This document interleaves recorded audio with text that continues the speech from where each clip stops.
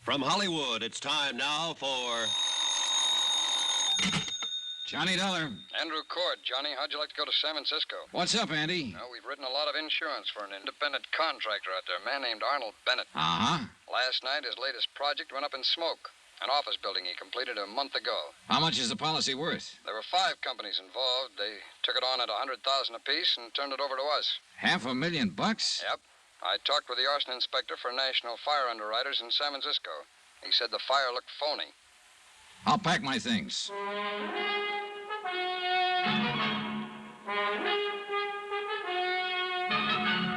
Tonight and every weekday night, Bob Bailey in the transcribed adventures of the man with the action-packed expense account, America's fabulous freelance insurance investigator. Yours truly, Johnny Dollar.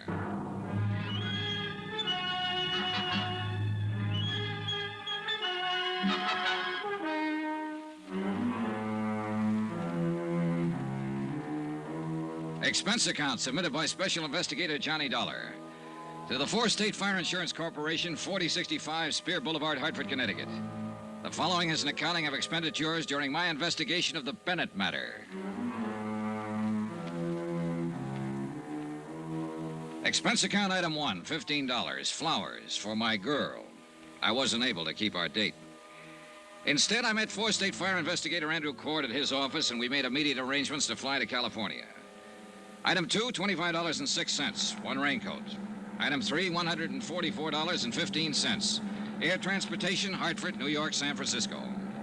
En route, Andrew Cord filled me in on the details concerning Arnold Bennett. Oh, Johnny, as things stand now, Bennett hasn't filed claim yet, although I imagine that'll be coming through pretty fast if I know him.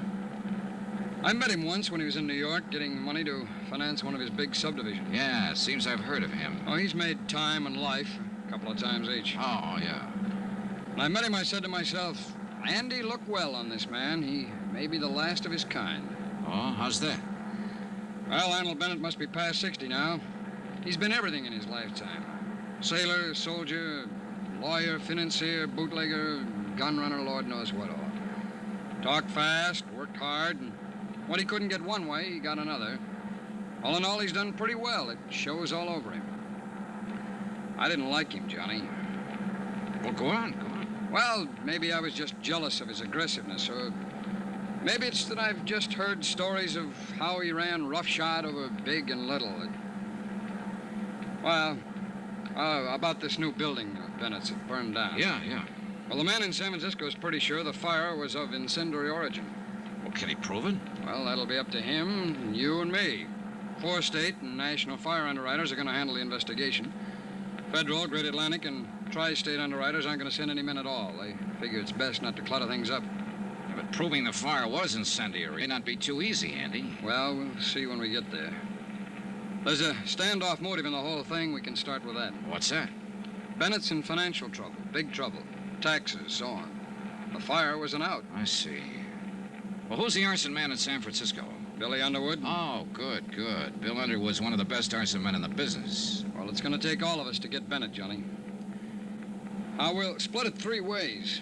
We'll let Underwood handle the fire evidence. You can play front force with Bennett, and I'll comb around in the financial situation. Yeah, well, we sure got our work cut out for us. But listen, Andy, you sound sort of scared of this guy, Bennett. I am, kind of. Why? Nobody's ever beat him. Expense account item 4, $7.50. Incidentals upon arrival in San Francisco. Andy Cord and I checked in at the Fairmont, then went downstairs, rented a car, and drove out to the scene of the fire. Bill Underwood was already there, had been there all day. We all shook hands, and then Underwood broke it down. Bill was a bit of a pedant, had things pretty well organized for us. Now, it's this way. A watchman on duty saw a man loitering in the vicinity of the building when he came to work at 6 o'clock. Uh-huh. 3 other witnesses remember the same man.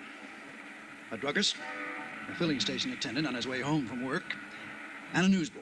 Got a description? Mm-hmm. I did. Male, Caucasian, 25 to 30, medium build, approximately 170, dark hair, dark complexioned. That's it. Have you talked to the police yet? Haven't had a chance, Billy. You know they got 8 men on this? Well, with that much of a description, it might make it easier. I sure hope so. So far, the description hasn't fitted anyone in the files yet. The newsboy swears that he saw this man sneak around the side of the building about 6 o'clock. The fire broke out about 6:30. Anybody see him leave? Mm-hmm. The newsboy says he saw him catch a bus on the corner right before the fire broke out. Might help us. But the bus driver on the line wasn't any help. He's pretty busy that time of night. Have you had a chance to go over this yet?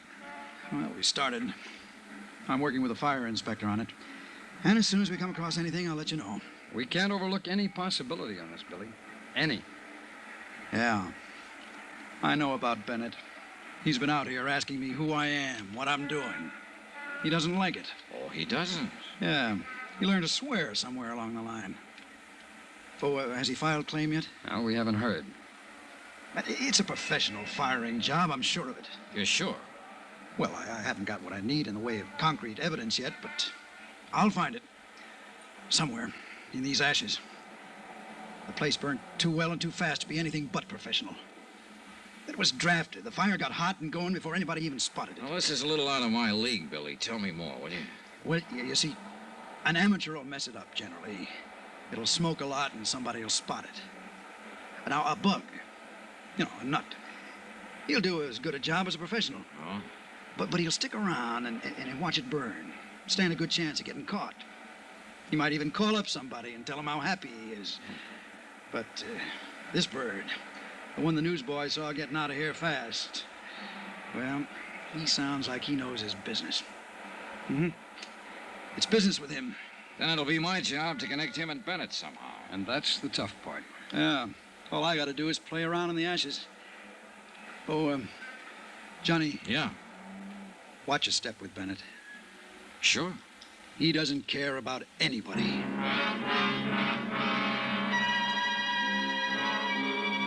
I spent another 2 hours with Cord and Underwood covering the ruins of the 10-story office building that had been gutted the day before. Underwood acquainted Cord and me with all of the necessary details, all he could. That night, we sat with the 3 witnesses at a special show-up in the Hall of Justice. 60-odd suspects were paraded out. There were no identifications. The next morning, while Cord and Underwood carried on with their part of the investigation, I went out to Arnold Bennett's real estate office near the Presidio. Remember that old saw, how a woman in love is always beautiful? When I walked in, I had no idea Elizabeth Bennett was in love and no idea that she was beautiful. Her sallow face without makeup, framed in a wisp of stringy blonde hair, wasn't flattered by the shapeless black dress and low-heeled shoes she was wearing. Certainly not the going idea of beauty. Now, did her conversation reveal anything to indicate love? Yes, sir. May I help you? Mr. Bennett, please. My name's Dollar. Dollar? D-O-L-L-A-R? He's not expecting me. Your business, Mr. Dollar. Four State Fire Insurance Corporation. It's about the fire that destroyed the office building. Oh, yes. Just a moment, please. Well, what is it, Liz? Mr. Dollar is here, Uncle Arnold. I don't want to see anybody today. I told you that, you idiot. Mr. Dollar's from 4 State. It's about the fire. Oh. Well, send him in. And go out to lunch. Yes, sir. It's all right, Mr. Dollar. Straight ahead. He always like that? He's nice today. Thanks, Elizabeth. That's your name, isn't it? Yes. I'm Elizabeth Bennett. Go straight ahead. Dollar? That's right. Mr. Bennett? Come in, come in. I'm not going to ask you to sit down. I know why you're here. You have insurance investigator written all over your face. Well, in that case, we can get right down to the business at hand. What caused the fire? They don't know yet. It was deliberate. What? Somebody started that fire, that's what. And I know who. Get him and you'll save yourself some work. Tony Midas. Tony Midas? Who's that? The crackpot that set fire to my building. He's out of prison now, and he swore he'd get me. Well, now, look, maybe you'd better tell me just who he is and why he'd want to get you. Tony Midas worked for me once. I caught him stealing money, and I prosecuted him. He was sent to prison for 5 years, and he's the one you want. You seem pretty certain of that. Of course I'm certain of it. I know what enemies I have, what friends. Don't tell me I'm going to have to pussyfoot around with someone like you and get any place in this whole affair. Well, there are some witnesses who got a look at the man who started the fire, or at least it's a good bet he's the one we're after. So tell me, what does this Tony Midas look like? I don't remember. I hardly ever remember faces. But you remembered his threat. You bet your last nickel I remember his threat. And he's the kind of screwy punk to carry it out. Last week there was a small story in the newspaper that he was being released from prison. Well, then we'll certainly look him up and have a talk with him. That's very good of you, I'm sure. Oh, now, look, this can be a very difficult thing all the way around, or we can all cooperate, Mr. Bennett. I'll cooperate. I know why you're in town. I know who you came with. I met that glorified fire inspector yesterday. Underwood, you people don't fool me, and I'm not trying to fool you. Get Tony Midas, and you've got your man. Did you tell the police about Midas? No, I was waiting for some bird like you to walk in here with your high-handed attitude. Now I've told you, now you can get out and get busy looking for him.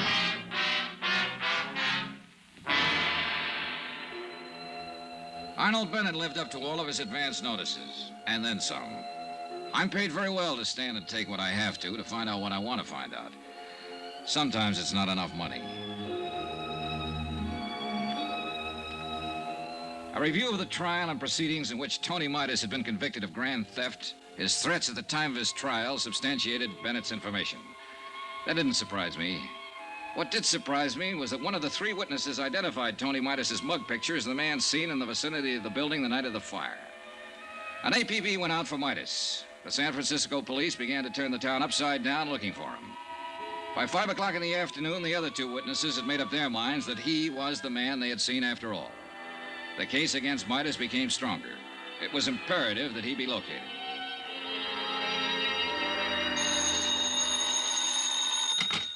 Johnny Dollar. This is Elizabeth Bennett, Mr. Dollar. Remember in my uncle's office? I remember.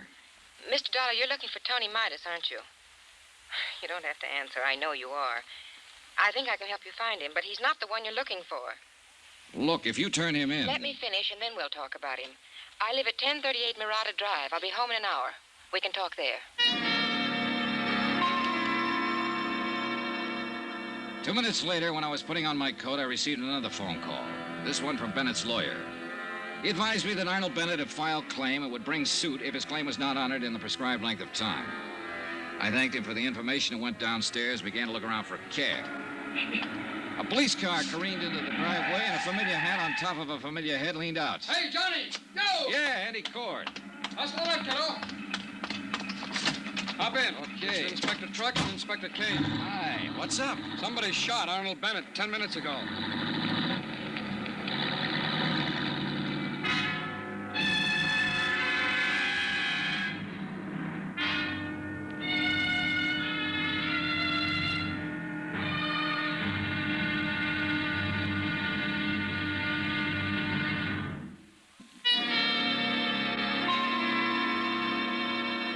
Arnold Bennett was removed to the hospital where he was given a 50-50 chance of recovering from a .38 slug that had entered his chest. There was no weapon lying about and no witnesses in the remote, hilly section of San Francisco where he lived to give any information concerning the attempted murder. The police were more anxious than ever to find Tony Midas, the man Bennett had put the finger on earlier. Their reasoning was that if he could burn down a building worth $500,000 to get back at Arnold Bennett, he also might shoot him. I told Andy Cord about Underwood's findings when the police car got us to the scene of the shooting. Celluloid and paraffin wick, did you say? Yeah, that's what Bill Underwood said on the phone. Well, then it would point away from Tony Midas. He was an embezzler, not an arsonist. Maybe. Who's that policeman over there? Oh, that's Inspector Dickens. Well, I talked to him about it for a while. He said Midas lived in San Quentin with a man named Hanley, a professional burner. Yeah? Well, Hanley could have taught Midas a few tricks of the trade. Yeah, it's possible, Johnny. I don't know. At least Underwood is sure that he can prove it had an incendiary origin. Well, that's the first hurdle. Maybe we can't tie it to Bennett at that, Johnny, if Midas did it. Now, let's wait and see what Bennett has to say when he can talk. I think I'll get on over to the hospital. Okay. Oh, here's something that came up. Yeah? Now, you said Bennett attributed everything to this Tony Midas. Mm-hmm. Well, there might have been something personal in it, too. Midas is married to Bennett's niece, Elizabeth. He's what? Yeah, she married him a month before he was convicted. Well, that might explain some things. Yeah, she called me tonight and said she had some information for me about Midas. I was on my way to see her when this happened. Oh, you haven't talked to her yet, huh? No, let's see. It is 1038 Murata Drive. Wonder if that's far from here. No, Johnny, not far at all. This happens to be 1038. Right here. Oh? Well, we better tell the police about her, Andy. Andy Cord went on over to the hospital to await results on Arnold Bennett. I spoke to the inspector in charge and told him the information about Elizabeth Bennett. The police added the name to the APB already out for Tony Midas. And that's the way the case stood at midnight. By morning, the hospital reported that Arnold Bennett would recover from the gunshot wound. Elizabeth Bennett had not been located, nor had her husband, Tony Midas. I always fix my own dinner. Poached egg and half ulcers. Name's Dollar? Yeah, that's right. Insurance investigator. You want something, do you? Yeah. Coffee, maybe? No, thanks, Mr. Engel. Mind if I finish? Go right ahead. What led you to me? The notations about the trial, Mr. Engel. You were the defense attorney for Tony Midas. We're anxious to talk to him. I defended him, yes. I don't think I'm going to be much help, Dollar. I haven't seen him since he got out. I've no idea where he is. We'll find him, Mr. Engel. What's it all about? Well, Tony Midas has been identified as the man who started a fire in the Bennett building. Or at least who was seen in the vicinity of the building when it went up. I'm sorry to hear that. Are you, Mr. Engel? Tony Midas was a nice kid who got in a little trouble. Everything was against him at the trial. Bennett poured it on. He didn't have to, but he did. He could have let him off. You were Midas's lawyer. Did you try to talk Bennett into letting Midas off? No, I didn't. Nobody talks Arnold Bennett into anything. Oh? Tony never would admit taking the funds. He said he was framed, but he didn't have a prayer with all the evidence against him. Yeah, I read a transcript of the trial.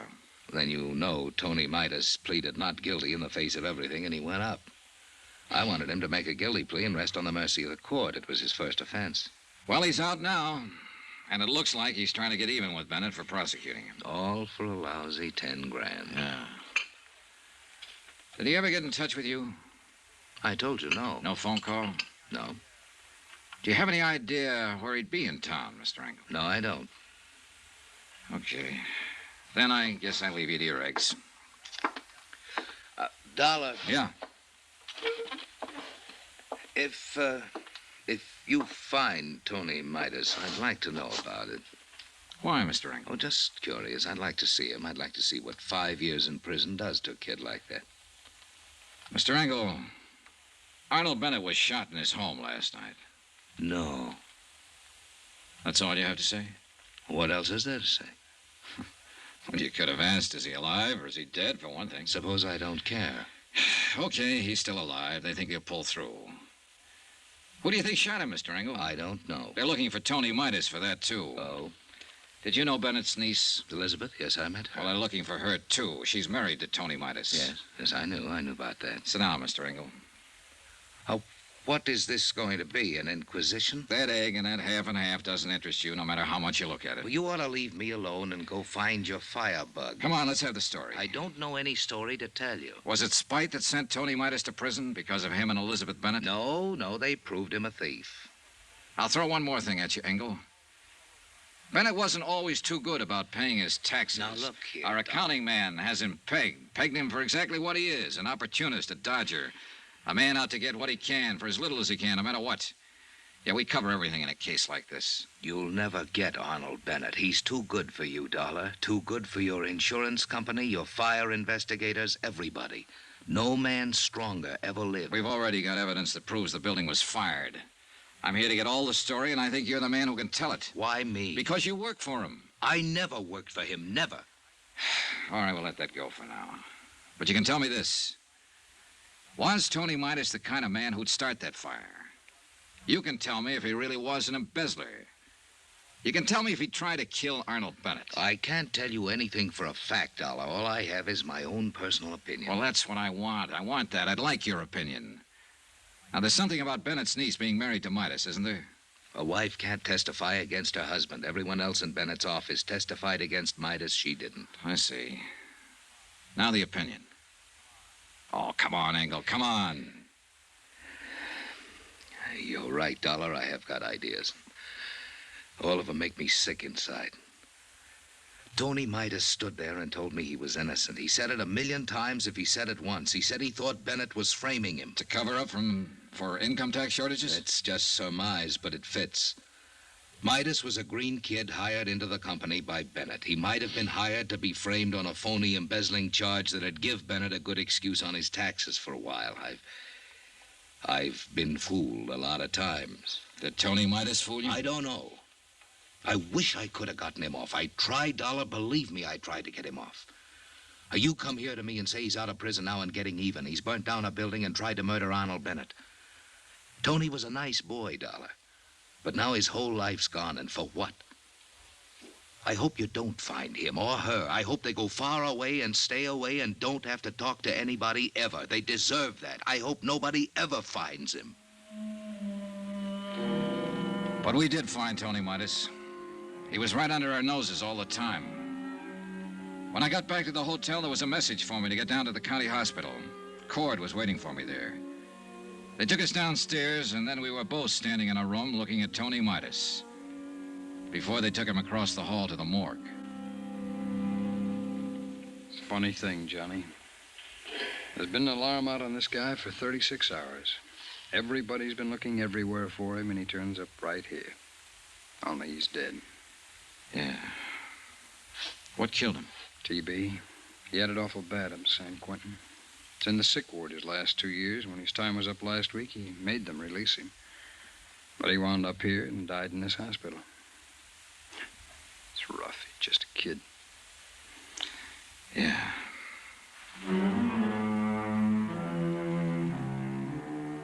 Up until that time, there had been some kind of a case against Tony Midas.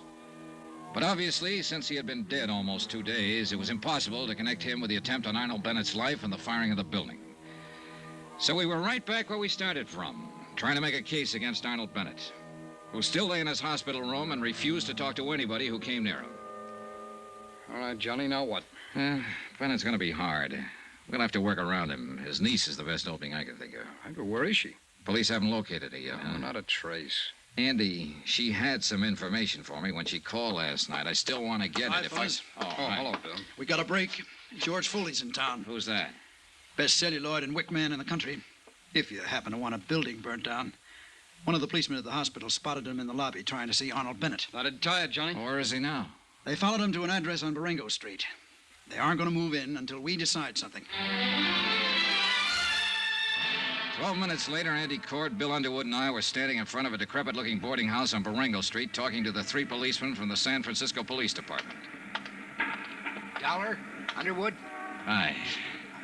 Hey, what's the story, officer? Well, the way we see it, Foley's still trying to get part of his money for burning the building. He took a chance coming to the hospital tonight to see Bennett. No kidding.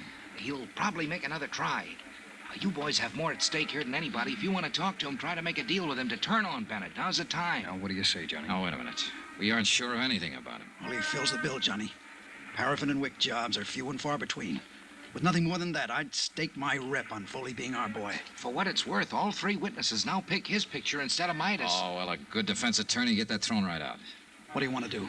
Oh, well, let's shake him up a bit, okay? Go ahead. We'll be covering the back and front. Come on.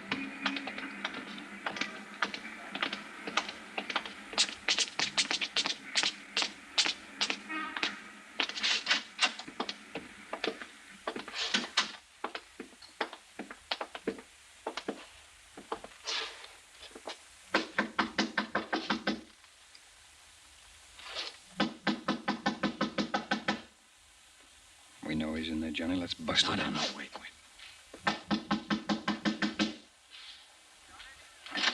Watch out, Andy!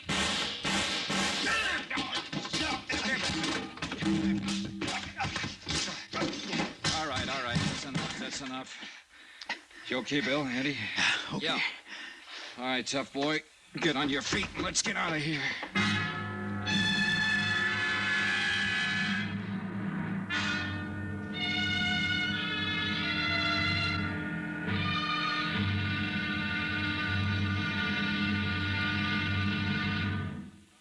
Now, here's our star to tell you about tomorrow's intriguing episode of this week's story. Tomorrow, we have an arsonist right in the palm of our hands with very surprising results. Join us, won't you? Yours truly, Johnny Dollar.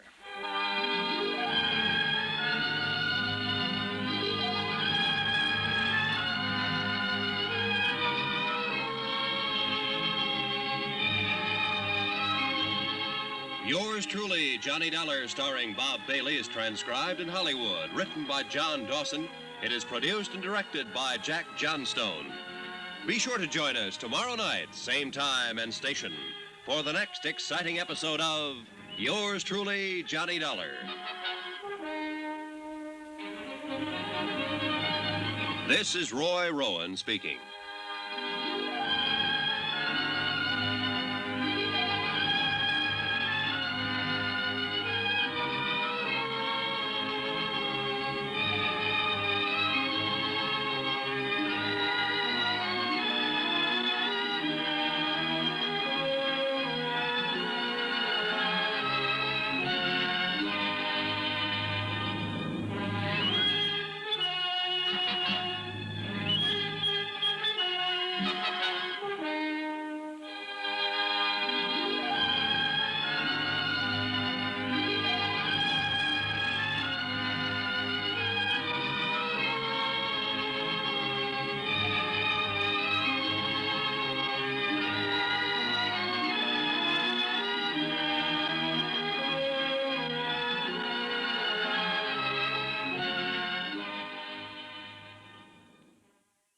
From Hollywood, it's time now for...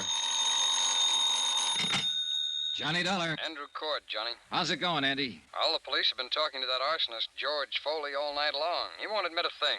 Won't talk about anything. They're wondering now how long they can hold him. He's the man who fired that building, Andy. Well, we've got to have something more for the district attorney, Johnny. We haven't tied Foley to Bennett at all. If we can definitely charge him with firing that building, then we'll have a lever to go after Bennett. I got an idea. What? Meet you in an hour.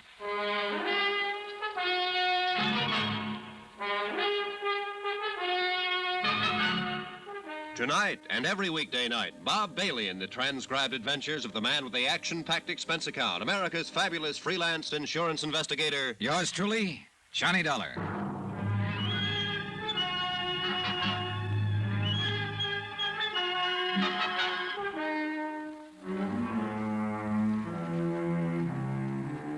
Expense account submitted by Special Investigator Johnny Dollar to the Four State Fire Insurance Corporation, 4065 Spear Boulevard, Hartford, Connecticut. The following is an accounting of expenditures during my investigation of the Bennett arson matter. Expense account item 6, $1, 2 drinks. Andrew Cord and myself in Cookie's Place, a half a block from San Francisco's Hall of Justice. Andy's a good insurance man, thorough. Well, it's pretty certain they'll have to release Foley unless he admits something, or we can find more evidence against him. How about Bennett? Still no word. Johnny, you can see what we're up against. Yeah. Want one? No, thanks, Johnny. It's for a while. Listen, we had this case tied into Tony Midas until he turned up dead. A vengeance motive against Bennett for sending him to prison 5 years ago. Yeah? All right. Now we know it wasn't Midas, and we're sure it's this George Foley. At least according to Bill Underwood, and Bill certainly knows the arson racket. Yeah, no man better. All right, then. Who shot Bennett? Oh, I don't know, Johnny, but that's not our worry at the moment. Think, Andy, think. It might have been Foley. It couldn't have been Midas. But there is someone else. You mean Bennett's niece? Sure, his niece. She had a reason because of what Bennett did to Midas, who was her husband. And she's got a reason to help us. Yeah, but nobody can find her. Nobody knows where she is. They'll find her. And I want to make a deal. What? Sure. If I find her, I'll ask her what information she can give us about Bennett and Foley. Possibly she has something. She said she did once. Now, look, if she shot her uncle, she'll have to stand for assault and attempt to kill. Can we give her legal help in her case? Johnny, I don't know. I want to know if I can promise her that if I see her. Can I? Well, you can tell her that we'll do what we can, the very best that we can. Okay, good. Want another drink? No, thanks, Johnny. All right, I'll try and get in touch with Elizabeth Bennett. How? The police haven't gotten anywhere. Oh, I've been here 2 days, and I got friends all over this town. Expense account item 7, $1.05, cab fare. From the Hall of Justice to the apartment house of Marty Engel, lawyer, philosopher, and egg poacher. Again? Yeah. You better close that door and lock it, Mr. Engel. It's awful late for this. Are you drunk? Nope. Locked? Now what? You asked me if I ever found Tony Midas to tell you about it. Hmm? We found him, Mr. Engel. He's dead. Oh, no. Oh, yes. And he didn't do any of the things we thought he might have done. I'm here to find out what you might have done. How did he die? Tuberculosis. He's had it for 2 years. Didn't know. No, I didn't know. I didn't know about it. I don't know how to figure you, Engel. I haven't been able to ever since I met you. Doesn't make any difference what I think of you, but it does make a difference how you answer one question. A lot of difference to you. What is it? Did you help Arnold Bennett frame Tony Midas and send him up to San Quentin?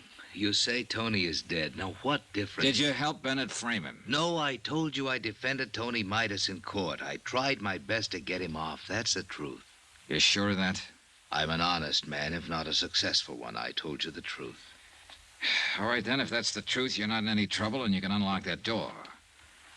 But if it's not the truth, you might get yourself killed. Why do you say that? Because somebody took a shot at Arnold Bennett last night. But he was lucky. It didn't kill him, but it came pretty near. You know who that somebody was? Elizabeth? That's a good guess. She hasn't got anything to lose now. She lost her husband. She might be out getting even for him if he was framed. And she thinks you helped frame him. I tell you, I didn't frame him. I defended him. I think Bennett stacked everything against him. I told you that once. I think Midas was an innocent man, but there was nothing I could do. Oh, wait a minute. What? Shh. Who are you expecting? No one. Ask who it is. Go ahead, ask who it is. Who is it? Elizabeth Bennett, Mr. Engel. Tell her just a minute. Just a minute, Elizabeth. Okay, over there. Go on, get down fast. All right.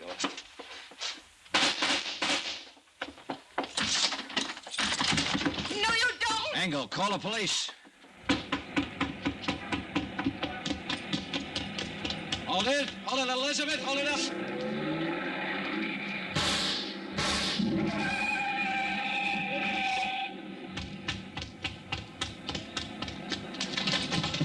You're hurt. You? You're hurt. No, I'm all right. Did I kill him? Did I kill him? Oh, Elizabeth, you didn't kill him. Well, he ought to be You dead. don't know what you're talking about. He didn't have anything to do with framing Tony. He just told me. Then he was lying. He should be dead. He and my uncle. None of this will bring Tony back to you. Come on now, come on, let's get back.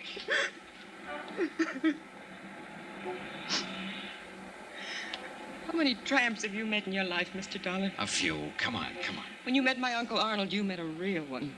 He stole money from himself and made it look like Tony did it. And that one in there helped him. Why didn't you let me kill him? You're wrong about Engel. He didn't help your uncle. He tried to help Tony, honestly. Well, then I'm glad I didn't kill him.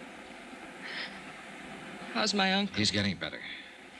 Will he go to prison? We have to prove he hired somebody to fire the office building. He hired George Foley. I know that. Would you swear to Yes. it? Can you? Yes. He blamed it on Tony. When I went over to see Tony last month in the prison hospital, he was dying. Oh, I knew it. He had that look in his eyes. Helpless. And he knew what my uncle had done to him, and he couldn't do anything about it. But you figured you could. You shot your uncle when you found out Tony was dead. And you came here to kill Engel. I thought he helped Uncle Arnold send Tony to prison. I thought he helped kill Tony. They did kill him, you know, when they sent him to prison. They killed him as surely as if they'd shot him down. 5 years I waited for Tony to get out of that awful place. I waited to hold him in my arms and tell him it was all over. 5 years I waited to help him forget his hate and my hate. Loving him so much every day that...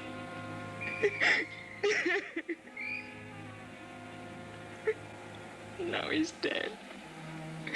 What can you or I or anybody do about what they've done to Tony?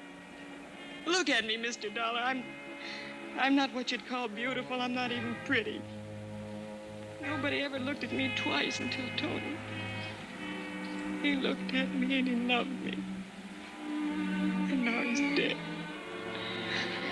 And I'm dead inside. I'm dead inside, and I'll be glad when I'm dead outside.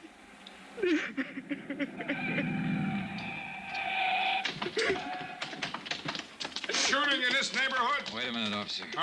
What's that? No one's hurt. Come on, Elizabeth.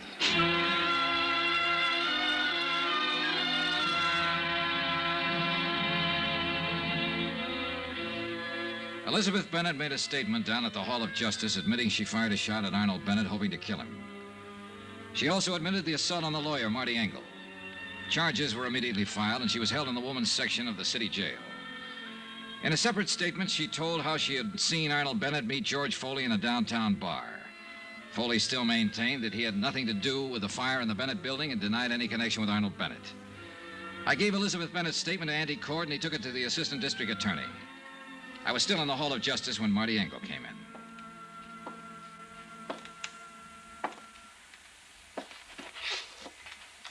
Dollar, Oh, hello, Mr. Engel. how is Elizabeth?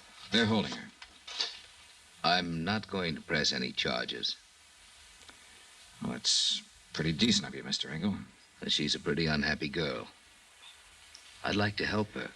Her uncle will probably press charges against her. I'd like to defend her. What? She needs a lawyer.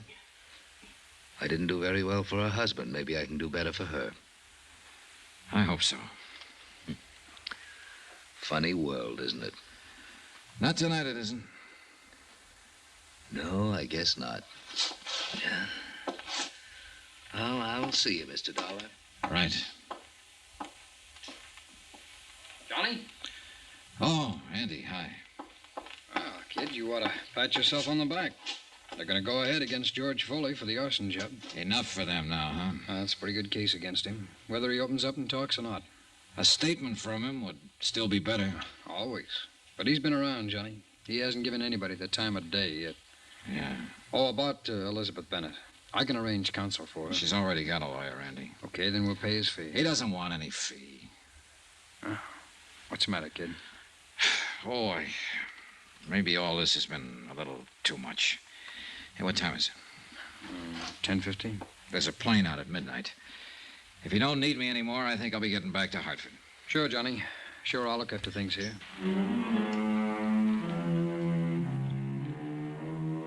Expense account item 7, $49.65, hotel and meals in San Francisco.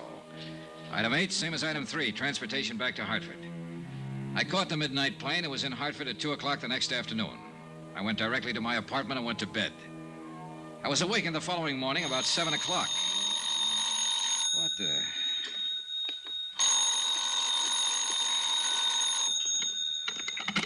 Johnny Dollar. San Francisco calling, Mr. Dollar. Okay. Is this Mr. Dollar? Yes, yes. Mr. Andrew Cord is calling. One moment, please. Go ahead, please. Johnny, Hi. can you come back to San Francisco right away? Should I... Well, I just got home. We need you again. Jake Eggleston is going to defend Foley in court. Eggleston. He's already got him out on a writ. What? This case is worth $500,000 to us, Johnny. If anything happens that Foley gets off, we won't have a chance to get Bennett. You sound scared. I am. Somehow, Bennett's holding the best cards again.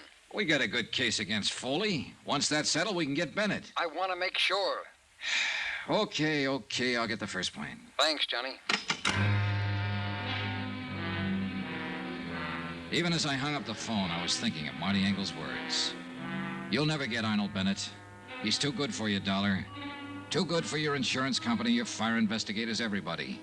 No stronger man ever lived, he said. And somebody had to prove Engel was wrong.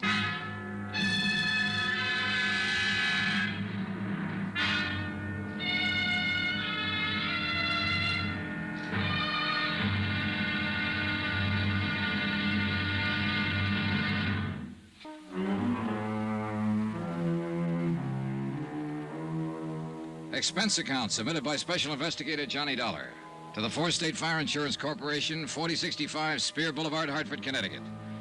The following is an accounting of expenditures during my investigation of the Bennett matter. Expense account item 9, $124. Air transportation, Hartford, back to San Francisco again, and the Bennett case, which I thought was finished with. I was at the Hall of Justice by 9:30. I met Andrew Cord outside of the Superior Court. This may be the last day of the trial, Johnny. Anything new since I talked to you on the phone, Andy? Well, I may be worrying for nothing, since Finley's handled it all pretty well for the state. He's one of the assistant DAs, but Foley's still holding on to a not guilty plea. Well, isn't that just coaching? Well, maybe. But you remember Foley didn't make any statement when we took him, and the police got nothing out of him at all. Foley had something like 28 arrests besides 2 convictions. He knew the ropes. Yeah. Well, that's okay, yeah? Sure.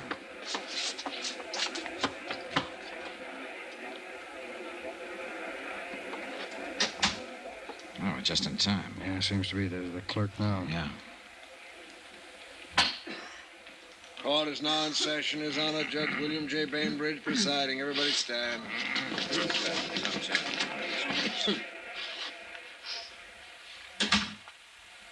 Be seated. John Dollar. Hey. Well, I didn't think they'd call you first. No.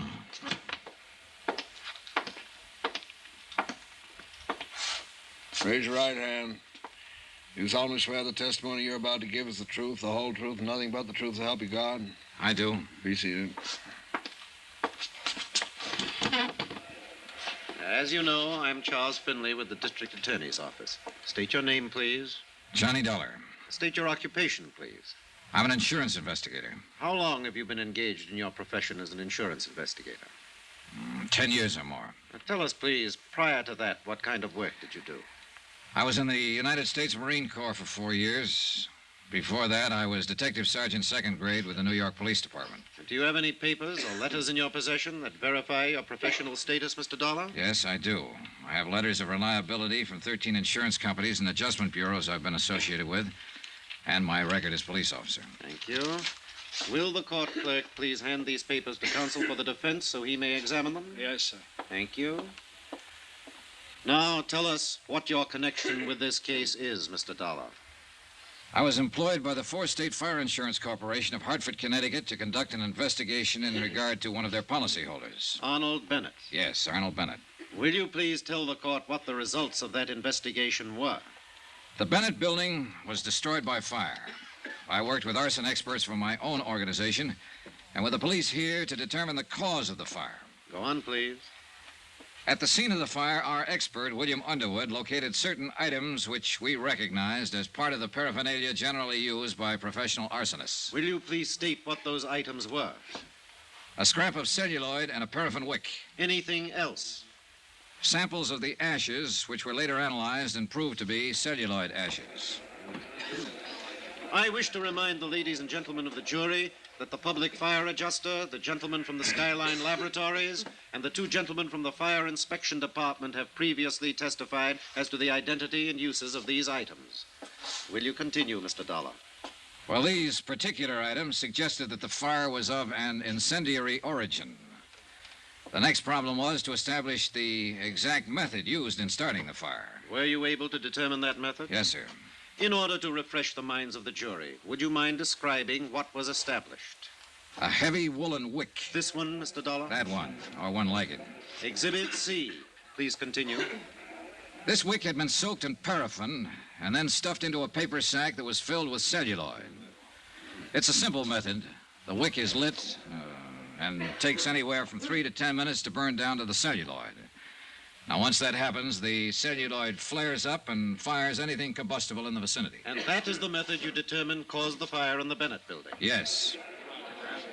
And I'd like to qualify that by saying the arson experts from my own company and the gentlemen from the police and fire departments here in San Francisco determined it definitely. Mr. Dollar, by this means, you connected the defendant, George Foley, with the fire you were investigating? Yes, we did. How?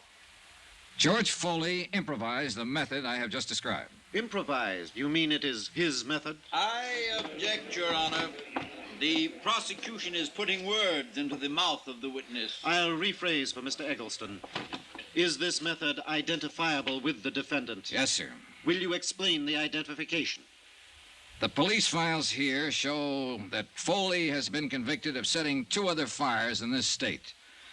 On both occasions, he employed that method of fire. Your Honor, I object. The career of the defendant as a professional arsonist is a matter of public record. The defendant's previous record has no bearing on this case. I object. Mr. Dollar, will you rephrase and delete any reference to the defendant's criminal history?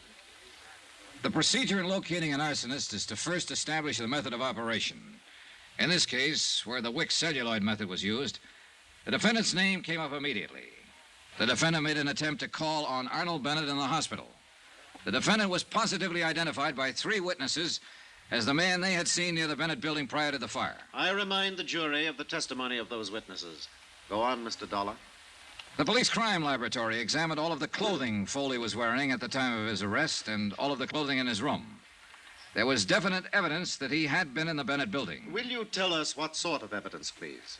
Well, paint smudges on the soles of his shoes and metal filings in cuffs of his trousers, compared with samples that were still available in the building, where certain painting and metal work had been in progress. You connected him with the improvised method of firing. You proved that paint smudges and metal filings came from the Bennett building. The defendant attempted to contact Arnold Bennett. What else?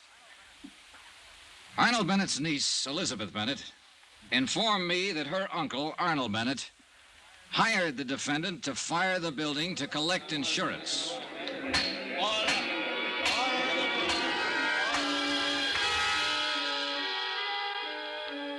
I was on the stand all the rest of the morning. When Finley ended his questioning, he turned me over to defense counsel Eggleston. Eggleston contested every bit of established testimony and recommended that my remarks be stricken from the trial records. The summations came right after that, and then the case went to the jury. Expense account item 10, $3, lunch for Andrew Cord and myself. Foley has to be convicted or we'll be on the defense when Bennett's insurance claim comes to court. And we'll probably get stuck with it. Hey, while the jury's out, why don't I go over to the jail and talk with Foley? Now, what good would that do, John? Well, Foley must know they'll give him the works if he admits something He'll to us. admit nothing. He sits there in court like they were talking about someone else.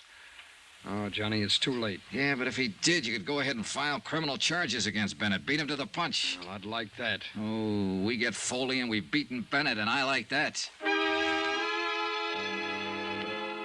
The job of getting to a prisoner who's standing trial isn't an easy one, especially when he's under the surveillance of a smart defense attorney like Eggleston. I talked to Judge Brainbridge in his chambers and told him what I had in mind. I broke down the case against Foley as the insurance company saw it, and the possible case against Arnold Bennett if Foley was found guilty. Judge Brainbridge arranged for me to see Foley. He was sitting in his cot. Eggleston was standing nearby. Hello, Dollar. Hello, Eggleston. Hi, what do you want? Well, I thought we ought to talk about this thing while there's still time. If it's okay with you, Mr. Eggleston. It's okay with me, Dollar. I'll be right here. Still time for what? To get you part of a break, Foley? Oh, that's a real good one, that is. You sit on a witness chair all morning, you tell them what a bad boy I am, then you walk in here and tell them you want to give me a break. I do. Go away. Now, wait a minute, George. It won't hurt to listen to him. Oh, you're a great one, you. I'm the guy who's sitting in this cell. Both of you can walk out of here and have a good steak for dinner tonight. All right, George. Listen to him. This isn't a courtroom. When you were first hauled in, Foley, you could have made a statement telling us Bennett hired you to fire that building, waived a jury trial, and thrown yourself on the mercy of the court. But you didn't do that. You made everybody work hard to give it to you. And that's exactly what they're going to do. That jury will come out pretty soon and throw the book at you. Hey, is that true? I'm not so sure of that, Dollar. Tell us precisely why you're here. You both know my company's after Arnold Bennett. He's filed claim against us for not paying off his fire policy. Foley, we know he hired you to fire that building. Yeah? And if you're smart, you'll send for the guard and make a request for the court to come back in session before the jury returns. You can tell them Bennett hired you. You can change your plea to guilty and throw yourself on the mercy of the court. It'll probably save you 5 years on your sentence. And so I turn hero and make everything nice for you to go after Bennett. If you do that, his claim will be thrown out by the insurance commission and we'll prefer charges against him. And he'd be right up there with me, huh? Making little ones out of big ones. That's right. You're overstepping your province here, Dollar. Oh, now, look, there isn't much time. Dollar, Foley, this man can advise you to wait until the jury comes in, and that won't be very long. But then it'll be too late for you to help yourself. I don't like this high-pressure stuff. I don't care what you like or dislike, Mr. Eggleston. Now, listen, Foley. They've got an 8-point case against you in there. Is he right, Eggleston? It doesn't make any difference. The jury You say decides. it saved me 5 years on my sentence. Yes. George, What do you think? up to you, George. I've told you what I think. Ah, swell spot, swell. Oh, come on. What is it? I'll risk it. You're crazy. There's a chance those 12 clunkheads will walk out and tell everybody I'm not guilty. Come on, get out. Those last 5 years will be pretty hard ones. Guard. Guard. Thank you for the offer just the same, Dollar. You don't use your head much, Foley. If it hadn't been for you, I wouddn't be in here. So don't worry too much about what happens to me. If it weren't for guys like you, I wouldn't be in business. And I'm not worried. Dollar. Yeah? Yeah, I hope they let me loose on this one. For your sake. Don't plan on it. On account of... I'd like to kill you or something.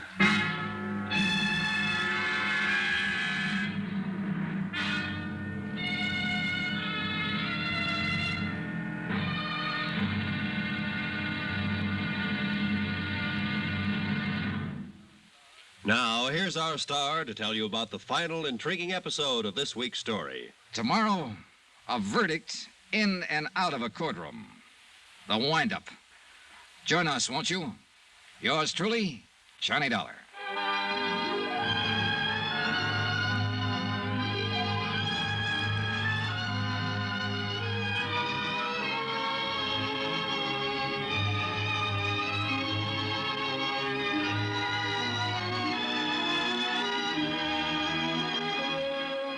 Yours truly, Johnny Dollar, starring Bob Bailey, is transcribed in Hollywood. Written by John Dawson, it is produced and directed by Jack Johnstone. Be sure to join us tomorrow night, same time and station, for the next exciting episode of Yours truly, Johnny Dollar.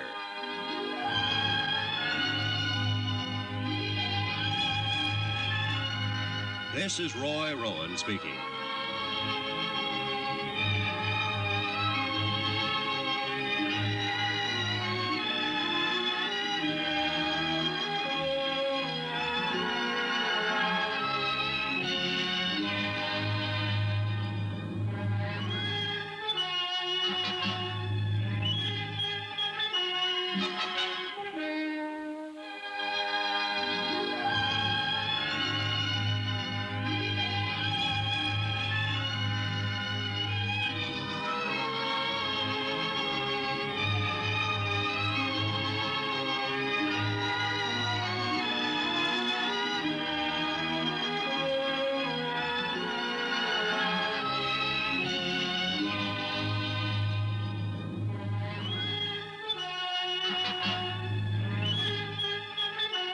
From Hollywood, it's time now for... Johnny Dollar. Hi, Johnny. Andy, I saw George Foley. I wasn't able to make him change his plea. Well, it was a good try, Johnny. Jury's still out? Yeah, that means they're arguing all the technical evidence. I was just thinking. No one really believes we'll get Arnold Bennett. What do you think? I think we will. I know we will. Well, if we can get Foley, we can get Bennett. Hey, wait a minute. Hey, the jury foreman just sent for the bailiff. I'll be right there.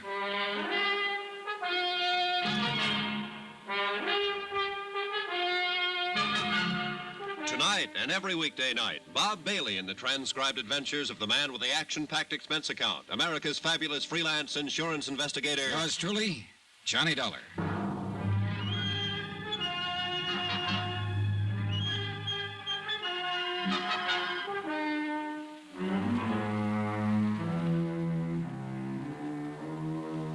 Expense account submitted by Special Investigator Johnny Dollar to the 4-State Fire Insurance Corporation, 4065 Spear Boulevard, Hartford, Connecticut. The following is an accounting of expenditures during my investigation of the Bennett arson fraud.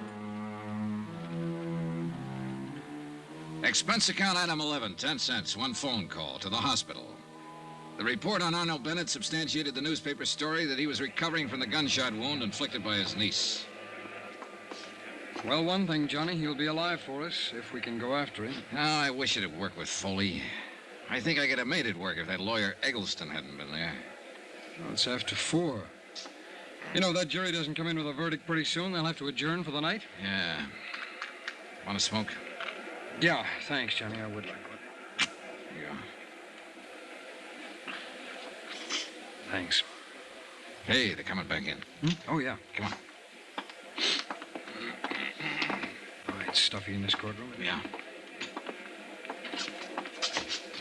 Excuse me. Court is now in session.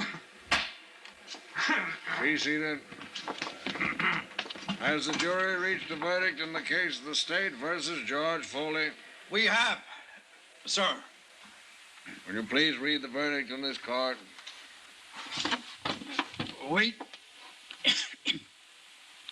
We, the jury, find the defendant, George Foley, guilty as charged. That does it. Dollar! See me, Dollar? Come see me. I got some things to tell you now.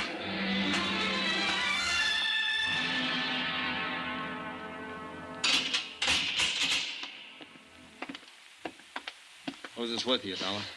Andy Cord with the insurance company. Oh.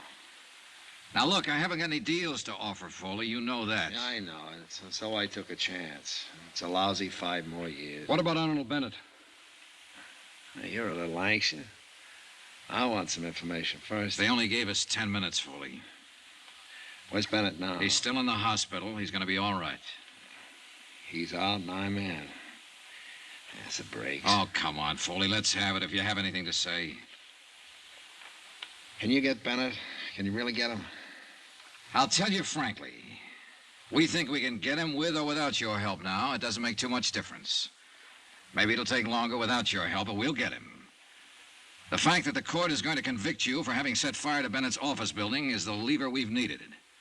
We can go after him now.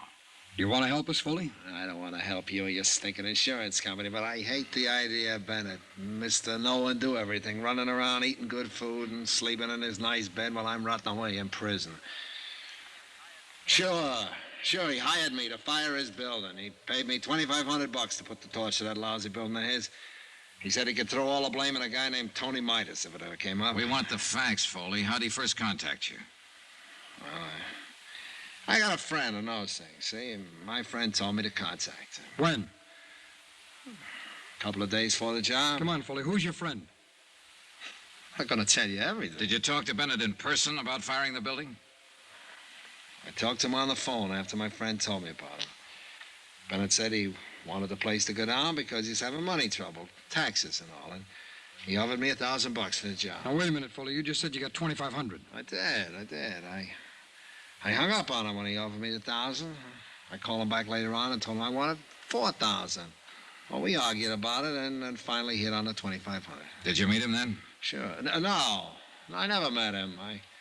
I saw him once, and I walked by the building to look it over, but I never met him. Bennett's niece said she saw you two together, Foley, a sworn statement. Yeah, she's a liar. How about the money? How'd he pay it to you? He left it for me in the check stand at the bus terminal over on 4th Street. I told him how to do that and when to leave it. Now, let me get this straight, Foley. You made the deal to fire the building over the phone. Then you went ahead and looked at the job. You never talked to Bennett in person? That's right. And you made arrangements for him to pay you $2,500 by leaving it in the check stand at the bus terminal. Yeah. When did you make these arrangements? The day before the job. How'd you work it? I just told you. I mean the money. Oh, half of it the first time, and after the job was over, he left the other half for me. And you got it all? Sure, in cash. Why were you trying to see him in the hospital after he was shot? You try and shake him down for another 5? Oh, brother. Come on, let's start over. Well, what do you mean? Oh, you're trying to sell us a bill of goods here. For what reason, I don't know, but I know this. You had to meet Bennett. You had to see him, Foley. You had to talk it over with him personally. I just told you I picked up the money in the bus terminal. I don't believe that. Bennett wouldn't have left the money for you to pick up. You could have just gone away with it. And after the building was burned, if it had been that way, Bennett didn't have to pay you the balance. Now, when did you see him? It's pretty important to know when and where and how many times you and Bennett got together. Thought you said you could get him whether I told you anything or not. We can, brother. Don't ever doubt that. But if you tell us some facts, we can get him faster. All right, now. Where did you first meet him? Was it in a restaurant? Someplace with people around? No. I met him in his car. He was parked on Market Street near 5th. That's the way we arranged to meet each other over the phones. Did anybody see you meet him? People on the street, I guess. When did this meeting happen? Night I torched his building? He paid you then? Yeah. The whole $2,500? Yeah, all of it. What'd you do with the money? Never mind. Do you still have it? Never mind. Oh, this is a waste of time. You weren't telling us anything. Well, why should I? Well, why'd you call us here if you didn't have anything to say? Well, I'm saying something. You guys aren't listening.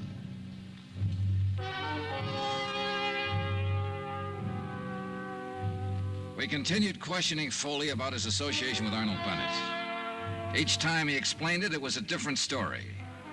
The only thing he admitted was that Bennett had hired him to fire the building.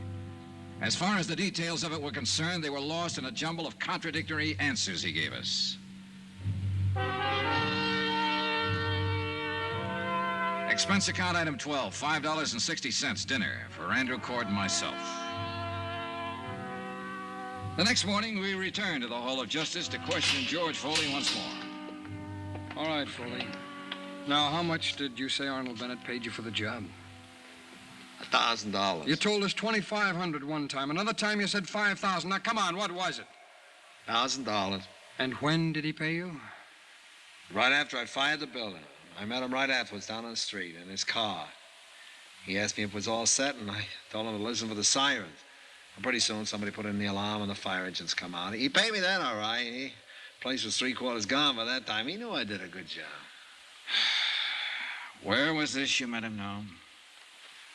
A couple of blocks from the building. Did anybody see you together? No. Where did you telephone him from? From my place. The same night you started the fire? Yeah. And he brought you the money that night, and you cased the building that night, and you started the fire. All this in one night. Now, you got it now. That's the ticket, boy.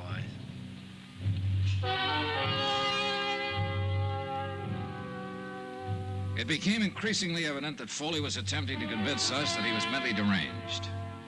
In spite of the fact that he'd already been tried and found guilty and was slated to appear at 10:30 the following morning for sentencing. It's an old trick, and with arsonists, where sanity is questioned from the beginning, a good one. However, Foley had been examined by 3 psychiatrists appointed by the court. I waited in the jail cell with Foley while Andy Cord went out to get copies of their findings. When he returned, we showed them to Foley. Okay, good. Here you are, John. Well, what do you show me these things for? To let you know there's no way to get out of it now, Foley. These are from psychiatrists. All of them had a good look at you. You're sane. You're all right. You remember when they looked at you? No. All right, look at the dates on the paper. You can read, can't you? Sure. January 15th, January 16th, January 21st. Witnesses were around for all the examinations. Well? Well? Are you through playing games now? Okay, Dolly, you guys win. Come on, give us the story. Well, I met Arnold Bennett at the Hopkins bar about a month before the fire. I made sure I'd meet him there. Now, what do you mean, Foley? Well, I've been setting fires for a living for a long time now. I always have a list of people like Bennett who could use a fire. They get around. I knew he was in trouble 4 or 5 years ago with the income tax people. They sent a guy to prison for cover-up. Tony Midas. Yeah, it's Tony Midas. I figured he'd be needing another one pretty soon, so we had a drink. I brought it up. Who paid for the drinks? He did. Who saw you together? The bartender. His name is Alfred. There was a maitre d' there, a couple of people at the table. I put the proposition up to him. How'd he like to have his building burnt down and collect his $500,000 to get himself out of trouble? Well, he said he'd like that fine. I told him it cost him $5,000 in advance. He said he couldn't raise that much, but he did manage to get $3,500 together. I took it, and I did the job. What'd you do with the money? I still got it. Where? It's not going to do me any good now. I buried it in a gallon can in a vacant lot over by the tower. I could show you where. Okay. We'll get you to do that. Swell, I'll be glad to. Hey. What? I can send Bennett up the same way you're sending me up. Huh? I can testify against him at his trial.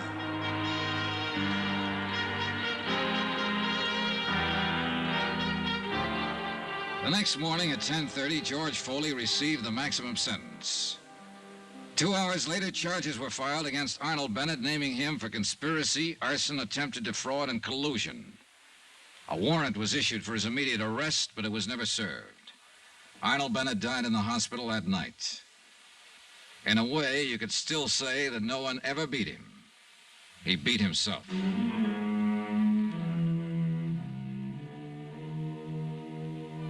Expense account item 13, $87.50, hotel and board in San Francisco. Item 14, another $125, transportation back to Hartford. Item 15, $35, miscellaneous. Expense account total, $1,440.37. Remarks? Nothing. Yours truly, Johnny Dollar.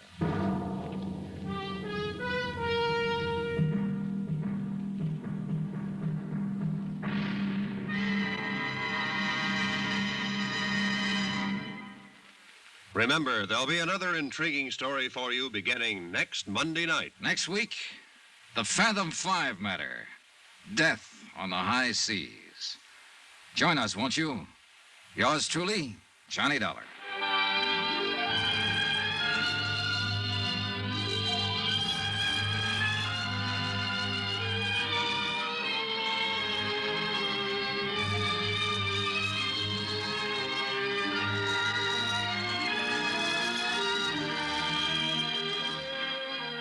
Yours truly, Johnny Dollar, starring Bob Bailey, is transcribed in Hollywood. Written by John Dawson, it is produced and directed by Jack Johnstone.